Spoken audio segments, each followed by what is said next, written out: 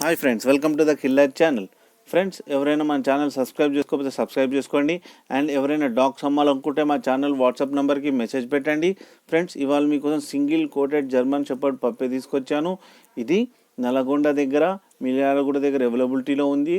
And ఇది 2 months 15 days puppy. And దీని owner ఏమో 8,500 డిమాండ్ చేస్తున్నారు.